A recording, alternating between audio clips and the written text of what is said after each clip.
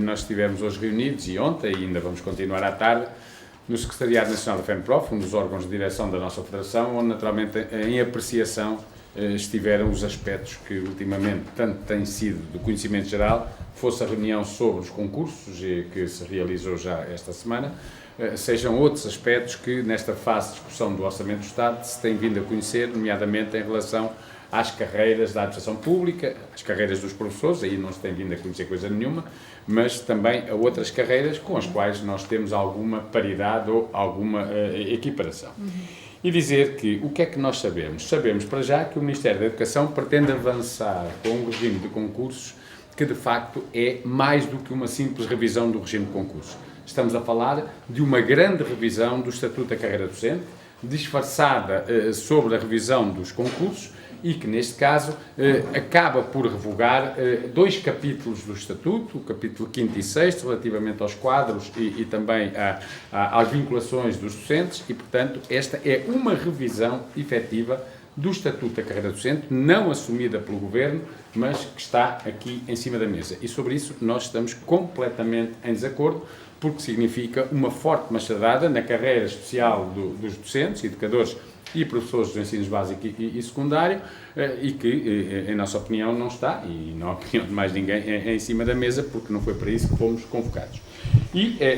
dizemos isto porque, na verdade, um dos aspectos fundamentais que tem estado aqui agora a ser discutido, e que foi nesta última reunião, é o fim dos quadros de escola e de agrupamento, quadros de zona pedagógica, e a sua substituição por mapas de pessoal, neste caso pessoal docente. Mapas de pessoal que depois irão ter consequências. Consequências, desde logo, na criação dos tais quadros interconcelhios, para os quais o concurso deixa de ser o concurso que todos conhecemos, para ser a escolha por um conselho local de diretores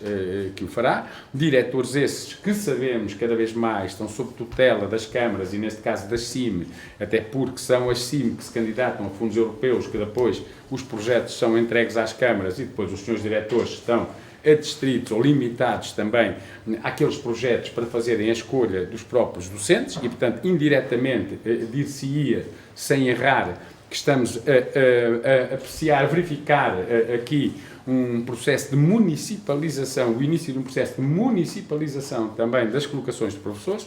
acabar com a mobilidade interna, que é o mecanismo, critique-se ou não, que permite quem está a centenas de quilómetros de sua casa e não consegue aproximar-se, pessoas de Braga, que estão em Odmira, que estão no Algarve, que estão muito longe, aproximarem-se, pelo menos durante algum tempo, da sua área de residência, e a mobilidade interna, que permite que os professores que pertencem a uma determinada área, por exemplo, a um quadro de zona pedagógica, possam, de acordo com a sua graduação, ser colocados nos estabelecimentos dessa zona, o que permite, com esta graduação e com este mecanismo que existe, perceber porque é que há um professor à frente e outro, e há outro atrás daquele, e, portanto, percebe-se, há uma lógica, e aqui há uma objetividade na distribuição dos professores, para passar essa distribuição a ser feita pelos diretores. Depois, também, em relação aos professores que estão muito longe de casa e que têm o justo objetivo de se aproximarem da área de residência, porque não estamos a falar de pessoas muito jovens, estamos a falar de pessoas que, apesar de precários, já têm 40 anos, alguns e mais, mesmo que tivessem menos, e que têm sempre aquele desejo que é, ao longo do tempo, irem concorrendo, irem aproximando-se, porque têm família, porque têm filhos, porque têm idosos a seu cargo, não é? E a lógica do Sr. Ministro é exatamente ao contrário. É de que os professores têm o direito, através dos concursos que se realizam, de se irem aproximando da área de residência, para dizer que os professores têm é que ter uma residência que se aproxime da área de colocação. E a fixação de professores, ou a estabilidade de professores na ótica do Sr. Ministro, não é a pessoa conseguir, como aliás muitas vezes até os seus jornalistas nos costumam perguntar, então porquê é que os professores não estão colocados junto à sua residência? E o Sr. Ministro tem aqui a solução. Tem razão, é fácil, arranjam residência no sítio onde estão colocados. E até deu um exemplo dele, que estando na Universidade Nova de Lisboa, se um dia concorresse para a do Porto, o que tinha a fazer era comprar casa no Porto e viver para lá. Quer dizer, isto é absolutamente reprovável e inaceitável como declaração do Sr. Ministro da Educação. Depois, com outras das propostas, e agora não estando aqui, claro que a escalpelizar todas elas, mas dizer também que a transformação dos quadros em mapas de pessoal cria uma insegurança, e nós já tivemos tentativas no passado de fazer isso, cria uma insegurança para os professores e para os trabalhadores que pertencem aos mapas, até porque os mapas, nos termos da lei, são atualizados anualmente, o que significa que está lá este ano, pode não estar no ano seguinte, e aqui com toda a discricionariedade que existe por parte de quem define os mapas anualmente, que são os dirigentes de serviço, no caso os diretores, ou por via até do orçamento que existe para poder manter lá aquelas pessoas ou não. Depois há aspectos que são aspectos mais particulares, não vamos aqui aprofundar, mas que, por exemplo, não se sabe como é que o Ministério quer distribuir os professores dos atuais QZPs nos futuros mapas de docentes interconcelhios. O que se sabe é que, sendo eles coincidentes com os acima, por exemplo, um distrito como Viseu tem concelhos em 4 cimos, mas que depois são concelhos em 4 cimos que se juntam a outros concelhos que ficam bem longe de Viseu em relação à situação que os professores hoje tinham. Como é que vai ser? Se for por aquilo que deu para perceber no outro dia, na reunião, vão ser os senhores diretores que depois vão dizer onde é que cada um vai ficar, independentemente da sua graduação. Isto é completamente inaceitável e a FENPROF não vai, com certeza, calar-se e permitir que isto avance. Para além disso, dizer também que das reuniões que temos feito com os colegas, existe uma indignação muito grande relativamente à questão salarial, porque as pessoas já perceberam que finalmente vão ter um aumento salarial, uma atualização na ordem dos 2%, 2 e pouco, mas porque existe uma inflação de 10% neste momento e que ficaram a perder menos quando não houve atualização, mas já a inflação era zero, do que agora, que vão ter aqui, e isto é comum aos professores e aos outros trabalhadores. Os professores perceberam que estão em vias de perder uma paridade, uma equivalência que tem há 36 anos com a carreira técnica superior, porque vai haver uma valorização, e no passado dia 9, portanto antes de ontem, houve uma reunião na administração pública para discutir a valorização dos técnicos superiores, e quando colocámos esta questão dos 36 anos de paridade, que resultou de uma luta muito grande dos colegas nos anos 80, como é que ia ser perdida? A resposta da senhora Secretária de Estado Inês Ramires foi que não podem os professores e as carreiras especiais querer usar a valorização das carreiras gerais como trampolim, que é uma resposta extraordinária. A questão aqui é que há uma paridade que se perde. Os professores têm visto, e pode não ser completamente assim, mas é neste caminho, outros setores a irem recuperar pontos, e pontos correspondem a tempo de serviço e avaliação, que adquiriram com o seu tempo de serviço e, portanto, a recuperarem todo o tempo de serviço dos tempos do congelamento, e o Governo a dizer que, em relação aos professores, a questão do tempo de serviço é assunto que está fechado e que, portanto, não tem mais discussão. A dizer que a questão das vagas e das cotas, onde têm mais de 5.500 professores com as vagas paradas em escalões intermédios, que é matéria que não está em cima da mesa e, portanto, nenhuma abertura para resolver isto, e o que significa que os professores estão numa situação extremamente penalizada, tendo em conta que, e ao contrário do que diz o Ministro, de facto, há professores, mais de 5.000, com a carreira congelada. É preciso dizer que, por exemplo, um professor que em janeiro deste ano tivesse tido a oportunidade, pelo seu tempo de serviço, de mudar para o 5º ou para o 7º escalão, tem que aguardar pelas vagas do ano que vem e todo o tempo entre o momento em que podiam mudar, por exemplo, janeiro, e o momento em que as vagas se aplicam, é perdido. Portanto, nunca é recuperado, nem no escalão seguinte, nunca. É mais tempo que se perde em cima do tempo que já está perdido. E perante toda esta contestação... E perante toda esta contestação, ou melhor, e perante todas estas situações, o que é que nós vemos? Que o Ministro não olha, o Ministério, o Governo não olha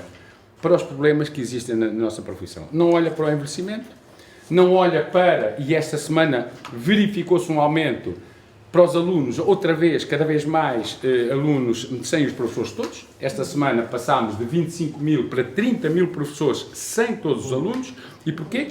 Sem todos os alunos, sem todos os professores. De 25.000 para 30.000 alunos sem todos os professores. E porquê? Porque o número de apresentações está a aumentar. Nós batemos em dezembro o recorde do ano, com 294, quase 300 pessoas a apresentarem-se. E batemos este ano, em 2022, o recorde